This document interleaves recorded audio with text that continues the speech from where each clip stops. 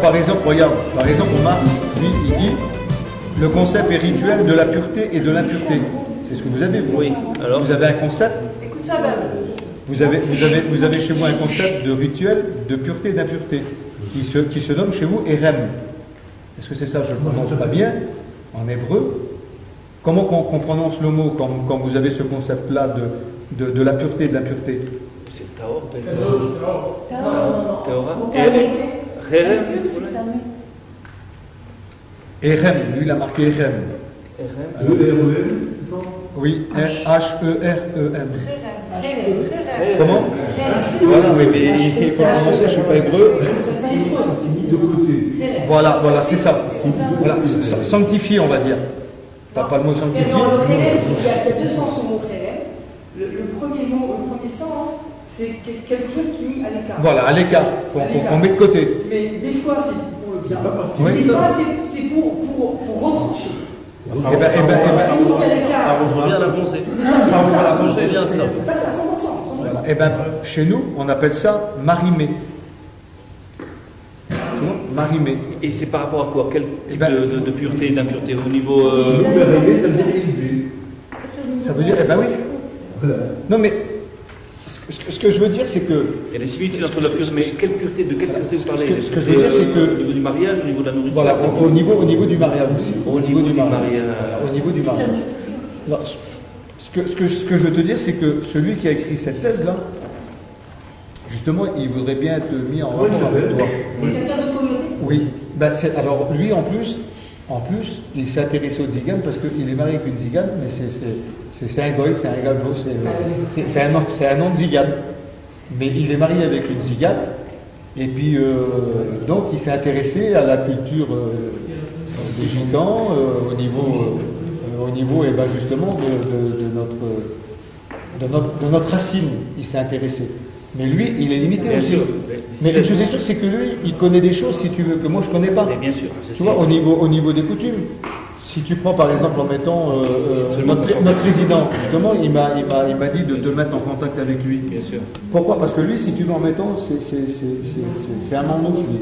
C'est-à-dire que si tu veux, ses racines sont encore beaucoup plus profondes que les miennes, dans les coutumes. Lui, il est plus enraciné dans les coutumes avant qu'il se convertisse. C'est-à-dire avant qu'ils se convertissent. Ils étaient vraiment enracinés dans les coutumes. Ça vaut de l'or, ça. Voilà, ça veut dire que si tu es en rapport avec lui, si tu es en rapport avec René Zelato, si tu es en rapport avec d'autres pasteurs que je connais, ils vont te faire un plaisir de te dire en mettant... parce que moi, les coutumes s'arrêtent chez mes parents. Est-ce que tu comprends ce que je veux dire? Mais eux, si tu veux, en mettant... J'ai cherché sur le net, j'ai cherché de partout. C'est très... Non, alors... Il n'y a pas beaucoup de choses sur lui. Non, parce que nous, tu l'as dit toi tout à l'heure. Est-ce que vous pouvez adapter ces coutumes, c'est-à-dire savoir depuis quand ça existe? Les coutumes, depuis quand ça existe? Oui. C'est difficile, ils n'ont pas d'écrit, ils n'ont pas de machin. Eh ben, si, justement, parce que même qu'ils n'ont pas d'écrit... Parce qu'il y a eu des périodes où Juifs et l'homme, ils vivaient ensemble, dans les pays de l'Est, tout ça. Il y a eu beaucoup de mariages, Oui. tout ça, donc il y a un mélange au niveau des musiques, du look aussi, des chapeaux, tout ça. Parce qu'ils vivaient ensemble, dans beaucoup de Non, ils ont pu prendre, tu veux dire, de nous des... C'est-à-dire qu'ils ont... Voilà. Ben, non, parce que Ce qui serait intéressant, c'est d'arriver à dater nous, depuis quand ça existe les coutumes. eh ben, justement, c'est que Parler aux anciens. ça remonte même dans les temps anciens. C'est-à-dire que nous, on est complètement différents. On se sent complètement différents des autres. Complètement. On est, on va dire, un peuple à part. Complètement à part. Et ce que j'ai dit tout à l'heure, c'est vrai, c'est qu'on a même un ressentiment vis-à-vis de celui qui est en face de nous. De savoir si c'est un non-tzigane ou un tzigane. Et ça, on est avec. On ne l'apprend pas. Oui, mais on ne l'apprend pas. Les choses qu'on a en nous, on ne les a pas apprises. Non, c'est très important. C'est très important parce qu'il y a des juifs que moi je connais qui n'ont rien à voir avec la Torah. Moi je n'avais rien à voir du tout avec la Torah. Quand j'étais gamin, je mangeais du porc, j'avais des copines, je m'en fichais complètement. Mais il y a une chose que j'ai conservée, qu'on a conservée dans ma famille, c'est un esprit, l'esprit de droiture. Que, voilà. Hélas, aujourd'hui, je peux dire, chez beaucoup de juifs que je connais qui ont perdu, qui ont conservé les lois, mais qui ont perdu cet esprit-là.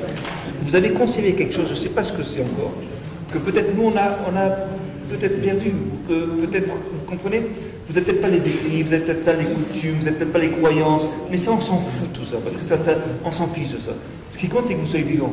À partir du moment où vous êtes vivant, vous êtes toujours là, à partir de là tout peut se comprendre, fleurir, mais s'il n'y a plus personne, c'est fini. Vous comprenez? Donc tout le reste, ça n'a pas de valeur à mes yeux. Pourquoi vous croyez, c'est pas important. L'intéressant, c'est de savoir qui vous êtes. Tout à fait. Ensuite, qu'est-ce que vous voulez devenir? Qu'est-ce que ça sert à autre chose? Voilà. C'est plus dans ma main. C'est pas pas dans votre main non plus. Voilà. On s'en fiche. C'est pas au niveau de ce que je crois, c'est pas au niveau non plus de ce que je vais devenir. Bien sûr. Nous, ce qui nous intéresse, c'est de savoir vraiment. C'est tout. Maintenant, il y a quelque chose qui est inné en nous. Qui est inné en nous. C'est-à-dire qu'on est avec. Et on n'arrive pas à l'expliquer. Parce que je vais te donner un exemple. Même avec votre religion? Hein? Même avec la religion chrétienne, vous ne pouvez pas l'expliquer? Même avec ma religion chrétienne, je ne peux pas l'expliquer. Parce que c'est quelque chose qui est en moi, qui est inné, c'est quelque chose qui est en moi. Et c'est pas parce que ça l'a fait que je me suis converti à Jésus, si tu veux, qui a changé quelque chose. Parce que chez nous, je te rassure tout de suite, tous les tziganes ne sont pas convertis. Est-ce que tu comprends ce que je veux te dire? Hein? Ils ne manquent pas beaucoup, ils font un bon boulot, les Non, oui, on fait un bon travail. Voilà, c'est bien, et puis on va continuer à faire un bon travail. Mais ce que je veux dire, c'est que, on va dire à l'heure d'aujourd'hui en France, au lieu de la Torah, oui. ils cessent d'être monothéistes. Ils adorent Jésus, tout ça. Pour eux, c'est du monothéisme. Pour vous, la chrétienté, c'est pas du polythéisme. Non, c'est du monothéisme. C'est du monothéisme. Oui, c'est pas... À nos yeux, c'est pas la même chose. Oui, mais ce que je veux dire, c'est que il y a quelque chose, si tu veux, voir qu'il y a en nous, et qui fait que cette chose-là, si tu veux, on ne peut pas la perdre. Tu vois ce que je veux te dire? Il y a une identité à l'intérieur de nous, qu'on ne peut pas dire d'où c'est qu'on vient. Vous ne savez pas à quoi ça sert, vous ne savez pas pourquoi, vous ne savez rien, mais vous savez que ça existe. Cette identité est en nous. Alors attendez un petit peu. On va décanter tout ça. J'espère que vous allez travailler même beaucoup. Moi, ce que je vais faire maintenant, on s'est vu, on a fait un premier contact, c'est une première réunion informelle, c'est une première réunion privée qu'on a fait. On est venu, on s'est senti un petit peu comme ça. Et moi, ce que je vais faire maintenant, je vais d'abord remettre cette rencontre sur le net, mais surtout, on va maintenant approfondir les points. Tous les points dans la Torah qui démontrent que, à mes yeux, bien entendu, et ça va être aux yeux de tout le monde, j'espère, que les tziganes sont effectivement des descendants d'Israël, et plus particulièrement de la tribu de Siméon. Et là, maintenant, on va vous donner les points, et ces points-là, on va les débattre entre juifs, entre nous. Mais ce que j'attends de vous aussi, c'est que vous me donniez, à part ça, tout ce que vous pouvez sur vos coutumes, sur tout ce qu'on ne sait pas, sur vos noms, sur vos langages. Oui, ça va relier. Parce que c'est ça qui va faire, c'est très important. De toute façon, vous allez vous mettre en contact. Bien sûr. Avec des personnes qui sont en France et qui pourront répondre mieux que nous, en fin de compte, à certaines questions qu'on n'a pas pu répondre et ni approfondir certaines choses qu'on aurait pu approfondir, mais qu'on ne peut pas les approfondir. Non, on ne peut pas, c'est pas possible. Parce qu'ils ont plus de connaissances sur que moi.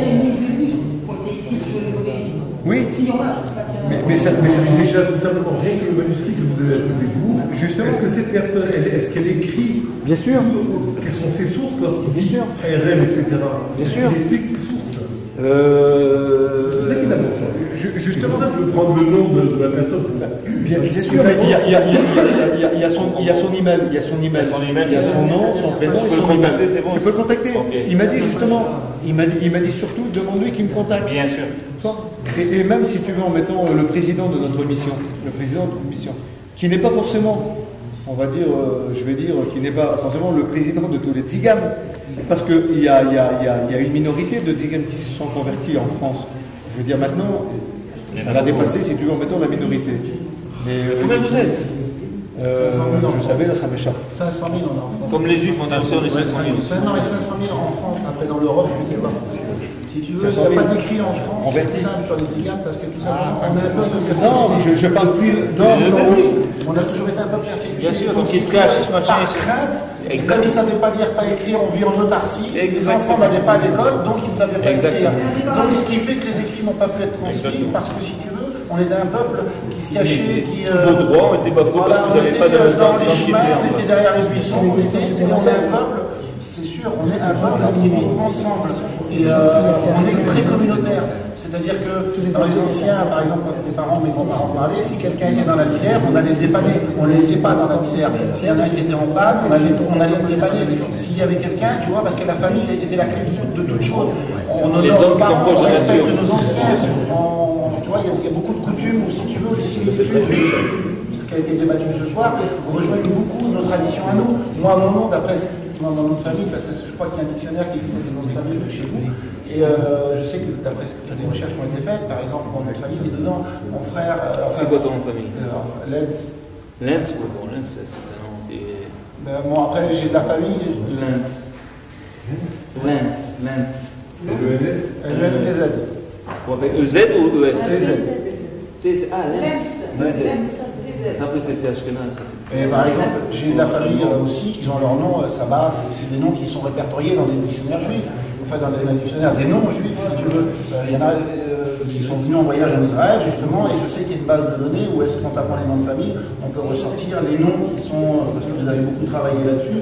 Il y a que 70 ans que votre pays a été remis à flot. Et en fait, un travail de pas uniquement par vous avez des anciens qui sont des écritures, la Torah, c'est ce qu'on veut s'appuyer, c'est sur les écritures pures. Voilà, c'est pas des paroles. Alors pour l'instant, il y a 4 ou 5 points. C'est la parole de Dieu, c'est Dieu qui doit diriger tout. Ce qu'il y a, si tu veux, s'il vous plaît, ce qu'il y a, tu vois, ce qu'il y a, c'est que on a mis de l'eau au moulin ce soir. C'est bien aussi qu'on a cette conversation, et c'est bien qu'on s'est rencontrés. Bien sûr. Et c'est bien en fin de compte que tu n'es pas venu tout seul, et je suis content que tu n'es pas venu tout seul. Moi, dans une conversation, j'aimais toujours que derrière, il y a toujours une contradiction. Oui, mais c'était mes amis jusqu'à présent. Oui, non, mais j'avais 4 amis jusqu'à présent. Non, mais il n'y a pas de problème. Ce qu'on va faire, on va continuer ensemble. On va t'accueillir, nous. Ce qu'on va faire, on va continuer ensemble. Ce bout de chemin déjà qu'on a commencé ensemble, pourquoi? Parce que ça nous intéresse à nous. Ça nous intéresse. Donc on va continuer. Si au bout il n'y a rien, tant pis. Exact. D'accord? Si au bout il n'y a rien, tant pis. Mais néanmoins, s'il y a quelque chose au bout de cette histoire-là, ça veut dire que moi je crois que derrière tout cela, pour nous, peuple d'Igan, il y a la volonté de Dieu. Amen. C'est 100% toujours. C'est pas compliqué. C'est quoi les prochaines étapes? Les prochaines étapes, je vais vous démontrer. Je vais mettre tout clair et net, les points par rapport à la Torah.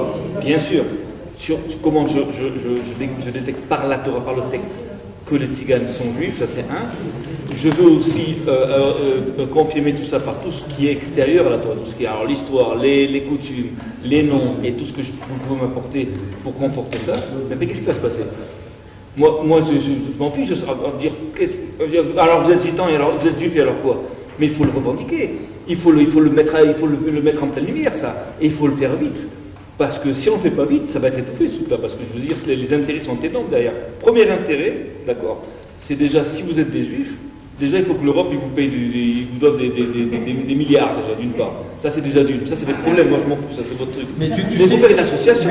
Vous faites une association, vous faites un truc pour défendre vos droits. Vous n'avez jamais rien fait. Non mais tu sais qu'il faut faire quelque chose. Tu sais qu'il y a un intérêt supérieur. Non mais tu sais qu'il y a des. Vous êtes en clan, vous êtes un machin, putain. On prend tous les yéliches, les machins, les roms, hop tu sais un machin, putain. Tu sais qu'il y a. Non mais c'est ça. Mais il ne faut pas se laisser endormir. Ça fait 3 siècles qu'on nous endort là. Toi, tu as une conviction profonde. Mais je veux dire ta conviction profonde parce que ta conviction profonde. Après moi je veux la transmettre, vous allez voir, c'est contagieux, vous allez voir. Ta conviction profonde, je la sens parce que si tu veux, et en plus, ça c'est un truc qu'il faut les tu vois, il y a un texte dans le Nouveau Testament que nous on a vraiment à cœur. C'est justement c'est Paul qui dit ça. Il dit n'allez pas au-delà de ce qui est écrit. Faites très attention. N'allez pas au-delà de ce qui est écrit. Nous on s'arrête toujours à la parole. Tu vois, chez les gitans, protestants, évangéliques, on s'arrête toujours à la parole. D'accord? On peut discuter une opinion. Pas de problème. On peut discuter une opinion pendant des heures, mais on n'enlève rien à la parole. La parole, c'est la base même de l'enseignement pour nous. Donc on se sert toujours de la parole, tout le temps de la parole. Des textes, quand tu dis que tu tires les textes de la Torah, nous quand on prêche, on tire les textes de la parole. En dehors de la parole, c'est des opinions. Tu as ton opinion, j'ai mon opinion, on peut en discuter pendant des heures, mais ça ne changera rien à la parole. Il ne faut pas en discuter parce qu'on n'appelle pas l'hébreu, il faut l'hébreu. Donc je vais vous donner des choses en hébreu, ça va être... à mon avis, il va falloir que vous emmenez 2-3 personnes de chez vous qui fassent un stage ici pendant presque 6 mois, 1 an, qui apprennent l'hébreu qu'on y aille, qui vous enseignent. Je ne sais pas, il faut faire quelque chose, il faut faire quelque chose. À un certain moment, il va falloir vous appreniez l'hébreu. C'est pas possible. Mais tu sais que vous ne dépendiez pas de mecs comme nous. Non, mais tu as parlé de quelque chose, là. Tu as parlé, tu dis, on peut revendiquer des choses. Non, mais nous, tu sais qu'il y a... Non seulement ce qui est passé, mais ce qui est futur. Tu sais qu'il y a des gitans pendant la guerre. Vous avez des terres ici. En 1942, 43, 44, 42, 43. Ah, ils ont été spoliés aussi par les Allemands. Mais oui. Ils ont été spoliés de la même façon. Et ça, il faut le savoir. Qui c'est qui a été spolié? Ils ont été spoliés de la même façon, les gitans. Par rapport aux Allemands. Vous avez été spoliés des biens.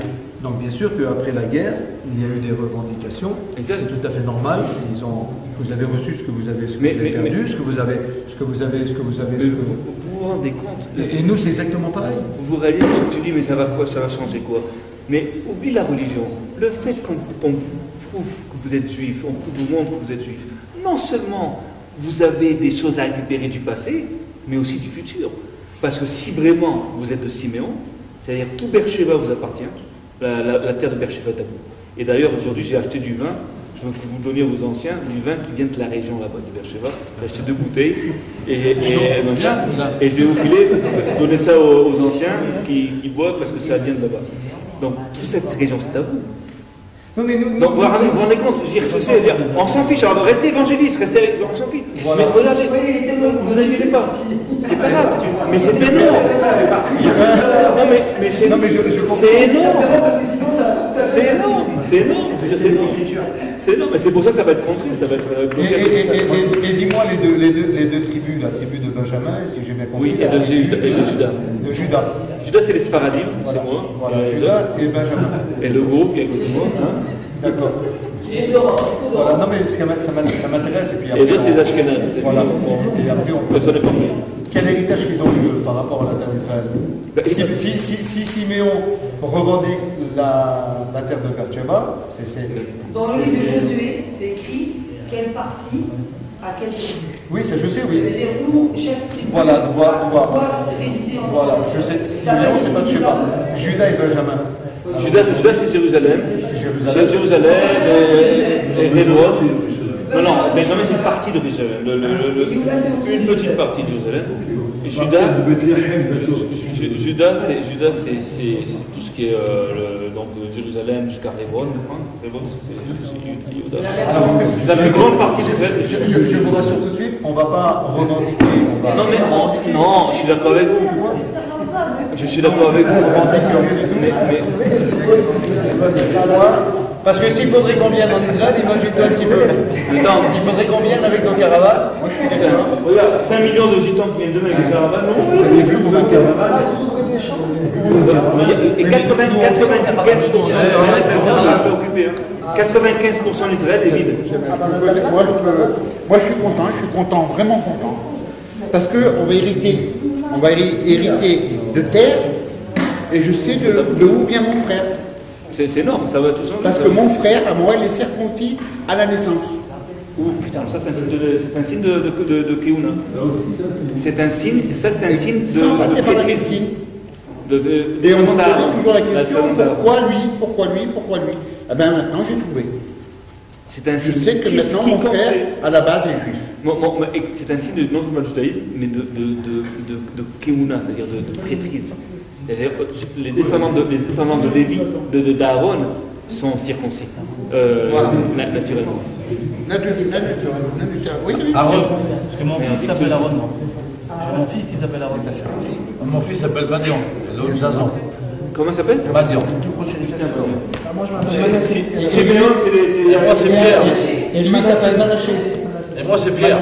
Et ma fille s'appelle Pierre. Et j'ai mon fils qui s'appelle Jephté. Et ma fille s'appelle Sinaï. Mais c'est ce qu'il dit, on n'est plus en France. Ah, puis même pour vous dire, c'est que s'il faudrait qu'on soit des juifs aujourd'hui, ma caravane, je l'aurais toujours. Je serais jamais dans un appartement, je ne serais pas. J'ai tout frais. Ouais, mais justement, j'ai l'impression ça fait des siècles qu'ils ne vous maîtrisent pas, les Français ni rien, mais j'ai l'impression que depuis quelques dizaines d'années, ils ont réussi quand même à vous parquer, ou machin. Moi je connais des cités à Montpellier, cité Gély, la Figueroa, machin, c'est des quartiers où ils nous parquent là-bas. Alors la génération des vieux, elle résiste encore, mais les jeunes et cette génération, c'est fini. Ils sont morts. En 8 ans, ils sont morts. Ils ont terminé. Donc ils arrivent, ils vous parquent. Faites pas endormir. Une question, si on viendrait par exemple ici, à Jérusalem, notre peuple, on reconnaîtrait, on les juifs, qui c'est qu'on serait parqué? Ah ben, je sais pas. L'État d'Israël, c'est pas la royauté d'Israël. Ouais. On va m'excuser, je suis obligé de partir. Merci beaucoup. On va rester en contact. Oui. Salut. Bye bye, mon pote.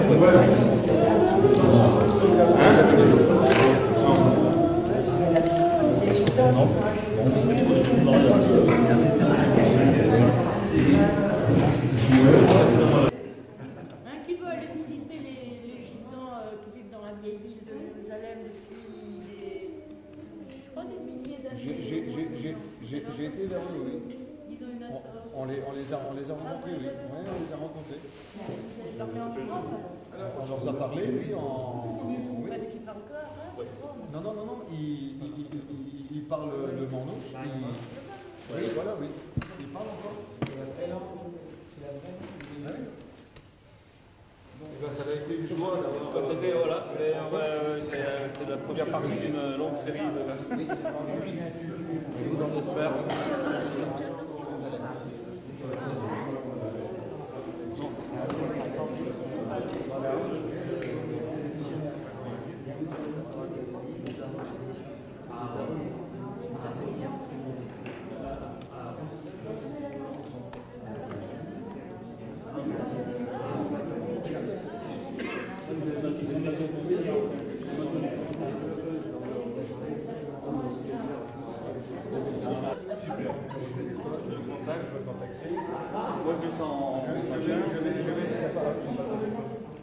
Je vais t'envoyer par SMS.